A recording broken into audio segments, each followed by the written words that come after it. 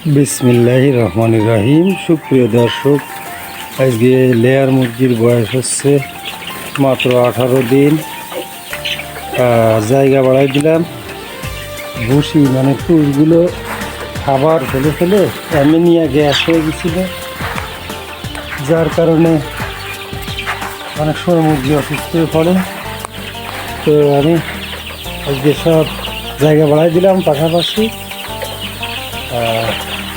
টুস নতুনটা দিয়ে দিলাম। আর ওইগুলো কেটে খাবার ফেলে দিয়ে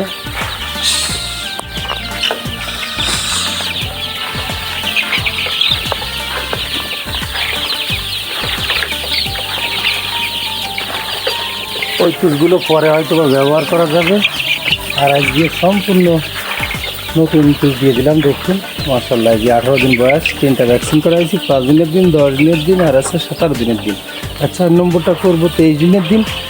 আর 5 নম্বরটা ডানাই করতে হবে, সেটা হচ্ছে ভুলে গেলাম, সেটা হচ্ছে 27 দিনের দিন। 4টা চোখে দিলাম।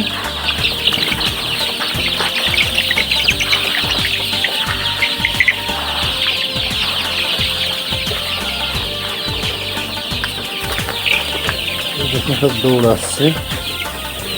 জায়গা ভালো পাইলে এরা দৌড়াতে থাকে, খুশি ভালো পাইলে।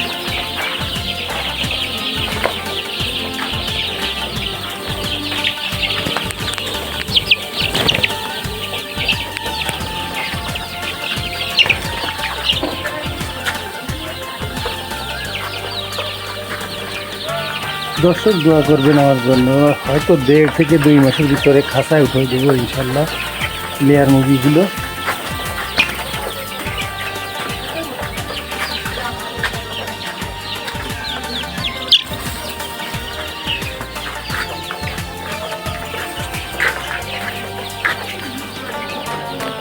সাত 18 দিনের দিন ব্রুডিং যে ভুসি ছিল ওটা নাড়াচাড়া দিতাম, কিন্তু প্রচুর পরিমাণে খাবার নষ্ট হয়ে ভুসিগুলো অ্যামোনিয়া গ্যাস হয়েছিল। এই গ্যাসটা ক্ষতিকারক, যার কারণে সম্পূর্ণ আজকে নতুন ভুসি দিয়ে দিলাম। ধানের টুস, ভুসি না।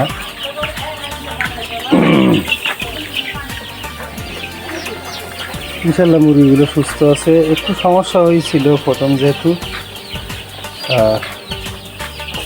বিশেষ করে আপনাদের যেটা বলবো, আমি এই লেয়ার মুরগির বাচ্চা প্রচুর খাবার নষ্ট করতেছিল। আমি সেই খাবারগুলো টেকে খেতে দিয়েছিলাম মুরগিকে। এটা আসলে খাওয়ানো ঠিক না, টেকে ফেলে দিতে হয়। আর খাওয়ানোর পরে আমাশাই ধরেছিল। ভিটামিন ব্যবহার করতেছিলাম, এক কথায় সেই আমাশার কোর্স করাচ্ছি। এখন কালকে শেষ হবে কোর্সটা, মোটামুটি সুস্থ আছে। আর আজকে আছে 18 দিন লেয়ার মুরগি বাচ্চার বয়স।